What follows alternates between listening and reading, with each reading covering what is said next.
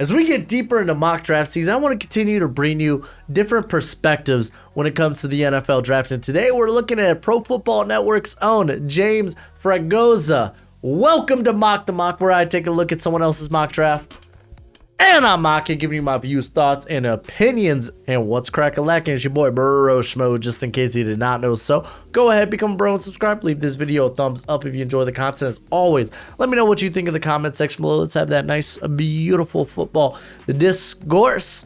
And let's go ahead and get this underway. But first, a shout out to Underdog Fantasy. Thank you for being a sponsor of the channel and a friend of the channel. If you like weekly fantasy, player prop bets, or just straight up picking winners, then go ahead, check out Underdog Fantasy. Use promo code Broshmo when you sign up and they'll hook you up from the get-go. Remember, my friends, bet responsibly, especially this bowl season. But let's go ahead, get into this sucker. There's Troy Wingo. Hey there, bud. We're not checking out your mock today, but they're using the most up-to-date draft order, so rest easy. And the Houston Texans, oh my gosh, they're taking Bryce Young. Oh my gosh, it's so crazy, it's nuts. Oh my gosh, it's not crazy. It's the best pick. It's the only pick. If you're a Texans fan and you're thinking about going otherwise, don't. Quit thinking like that. Bryce Young is the best pick, easy. And we're going to jump to pick number 2, the Seattle Seahawks. They go Will Anderson. Honestly, I don't care if this pick's Will Anderson. I don't care if it's Jalen Carter. I think they're both phenomenal picks. If you have a different opinion on it, it is what it is. I think you can't go wrong with either or. And I understand Jalen Carter might be the better pick in this terms for need. Both are good answers. Both, if you're thinking this one's better than the other, it's whatever. They're both good. They're both fine. They're both the premier non-quarterback prospects in this class. Let's go ahead and get to that next one, being the Chicago Bears. They take Jalen Carter. Listen, straight up. You're the Chicago Bears. You're taking whoever the Seahawks choose not to take. They take Jalen Carter, you take Will Anderson. If they take Will Anderson, you take Jalen Carter. Is what it is. Both good picks. And then CJ Stroud going to the Detroit Lions. I know Lions fans don't entirely love this. For me, like Jared Goff's just not the long-term answer. He's been really good for them this season, and I think that's fine. That's great. He's been a top 12 quarterback this season, but you got to understand, man, you go back to the Rams, 2018 Super Bowl season, Jared Goff, best season of his career. Not even this season. That was the best season of his career. And then immediately he turns back into a pumpkin the following year.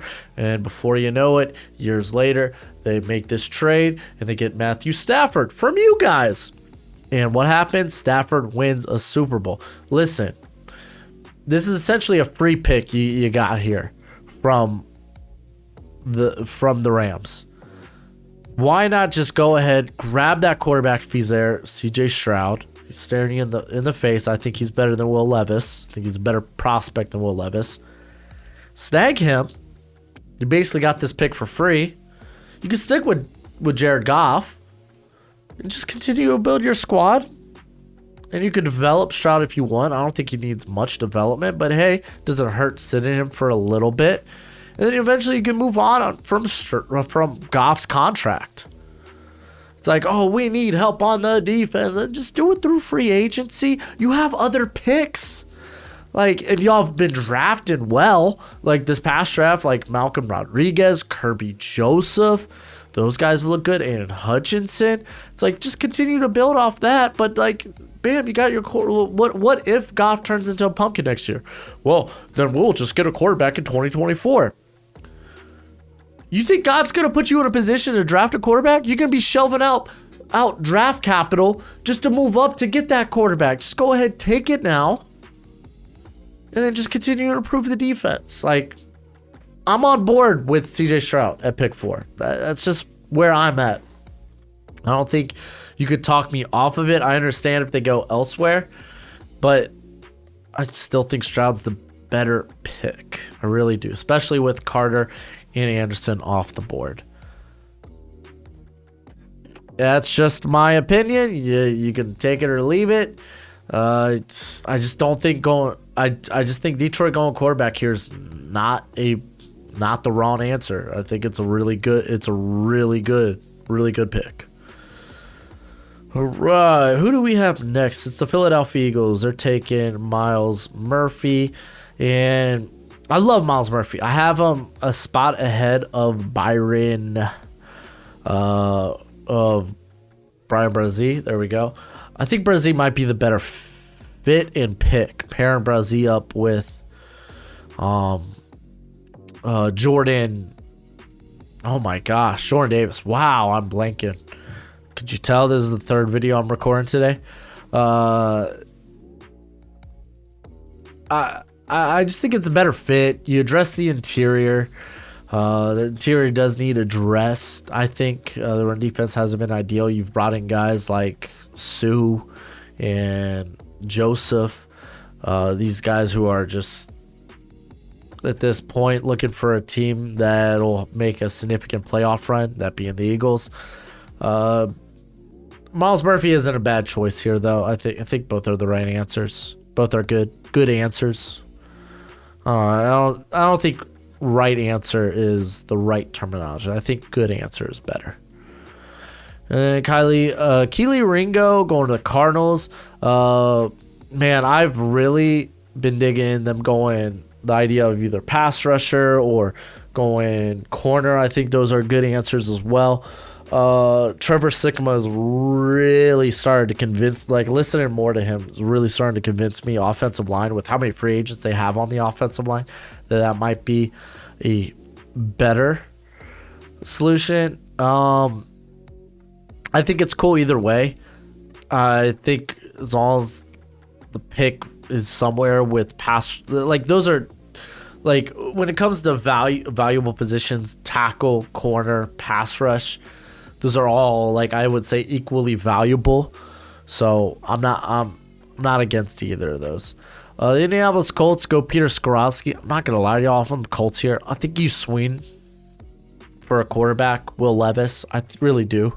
I might not be that high on Will Levis, but you take into quarterback value, and you're typically, it's wherever you have them on your board, move them up 16 spots, and that's probably more so where you're willing to take them. And I think Levis falls into that, if I really need a quarterback, then I think I might be swinging one foot in the top 10. It's cool that Skoronski I think he could play tackle, but he could end up being a really good guard if you want to play him at right guard. He could play center as well. I think Bernhard Raimann has had an all right season for the Colts, so I really think I would swing for Will Levis, especially knowing he probably goes at pick 8 or pick 9 to the Raiders or the Panthers, two teams that could be looking at quarterback. Paris Johnson going to the Raiders. Yeah, they could use tackle across from Colton Williams. Colton Williams? That doesn't sound right. That doesn't feel right. Raiders, Colton Miller. That's it. I knew that wasn't right. Colton Miller. So you get Paris Johnson on the opposite side there. So yeah, that works. What? Dude, all these ads. I need to get an ad blocker. All these ads. Pro Football Network. What are you doing? Has now spoiled the Carolina Panthers pick, because I thought this was Will Levis. I was like, look at them forcing Will Levis to 9. But no. Got Quentin Johnson instead. If you're not in love with Will Levis, I get it. I understand. I'm not either. When it comes to the decision making, it's I'm with the QB school. I hesitant to even consider him first round talent if the tools weren't so alluring. That's how a lot of people kind of justify him being a top 10 pick, and I kind of I look at those tools and I'm yeah, I would probably take him in the first round, but even top 10 feels like a leap. But for these teams that the Colts and the Panthers, who are desperate for a quarterback, I think I'd be willing to be desperate for a quarterback. But Quentin Johnson pairing up with DJ Moore is very sexy. It's just, man, Will Levis. I may not love it, but I think I would take a swing on it. That's interesting. I love Jared Verse getting this top 10 love. I was very high on Jared Verse early in the preseason evals. I'm glad that he came out, had a banger year. Getting that pass rusher across from Arnold Ebiketie being Jared Verse would be phenomenal. I freaking love Verse. He's a top 20 guy to me, so I like this pick. The Jaguars going Brian Brazee. They do need some help on the interior. Honestly, I like this pick. Typically, we've been seeing tackle to the Jags, so it's kind of cool to see a different position, especially if it falls like this. Brian Brazee would be a really good pickup. Let's go ahead and move on to 12. Being the Houston Texans, they go Tyree Wilson. Tyree Wilson. I think I like Tyree Wilson going to the Texans. The question is, Lovie Smith, is he going to hang around for another year? I guess we'll figure that out in the offseason, but I think Wilson would be the type of edge that Smith would love, a guy that's going to be very good in the run game. He's got tools, but he needs polish. He mistimed snap horribly, but he's got production. Listen, people are comparing him to Trayvon Walker, and I think it's fair to say he's Trayvon light. He's not going to test out like Trayvon Walker. The thing is, he's Trayvon light in terms of those athletic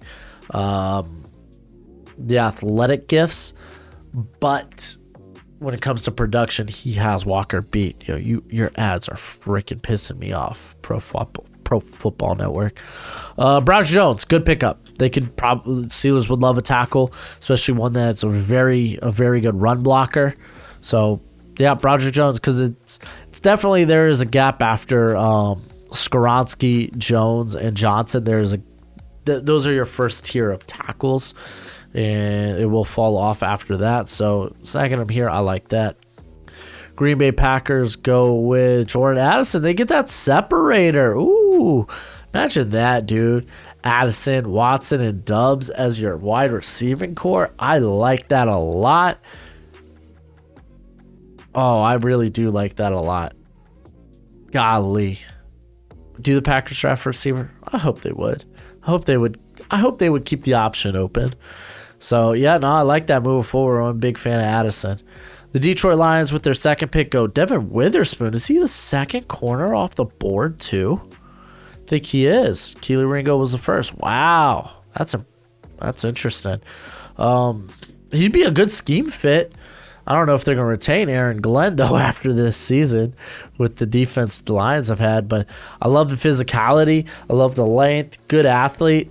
Witherspoon, he has a chance to really increase his stock at the Senior Bowl. So, yeah, no, that one's interesting.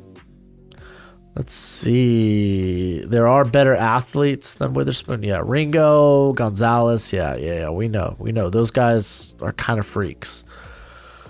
The Patriots take Jackson Smith and Njigba. Njigba is going to be anywhere. I think at this rate, it wouldn't surprise me if JSN fell out of day one. Like I've said, Dane Brugler has stated that he's heard teams rate him anywhere from a day one to a day two pick, as far as third round.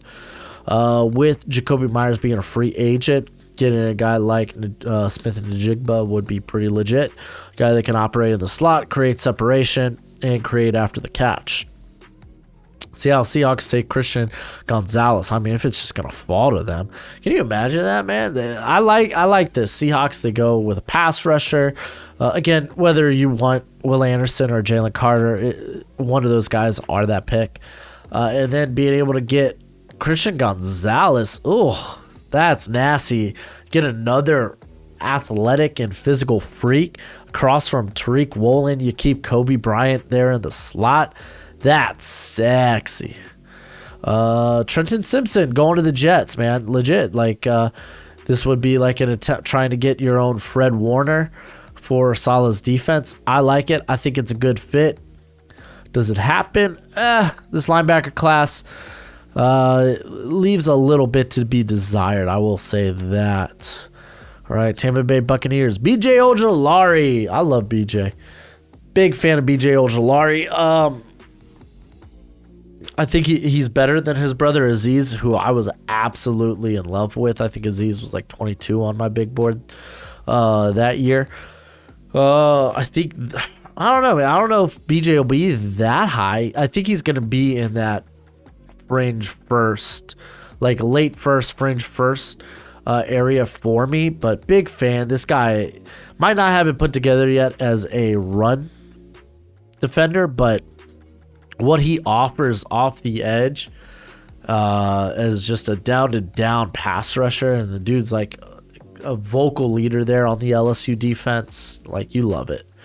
All right, we saw the Chargers are taking Anton Harrison, which I kind of like. This allows some flexibility. That Rashawn Slater, he'll be your left tackle. Matt Filer, you can actually move on from his contract. There's an opt out after this season.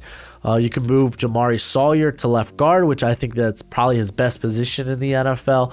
Then you have Corey Lindsley. You got Zion Johnson, and then Anton Harris to fill in at the right tackle spot. I actually really like that. Anton Harrison, he needs to improve his overall play strength, but it's something he's been aware of and he's worked on during last summer, and we saw improvements in that area. By no means is he a finished prospect at that regard, but it's something he has grown at and he will continue to get better at. Michael Mayer going to the tight ends. Titans fans might not like this, but like Chig man, he's good. He's a legit weapon. I think he's more H-back tight end too. You get Mayer in here, and I mean you could run both those guys on the field at the same time. Would love an ideal separator for the tight ends, but to be fair, like I mean you're looking at guys like Josh Downs, Jalen Hyatt at this point, and it's like it feels a bit rich with Michael Mayer. It's like you're getting a really good value, so I'm cool with that.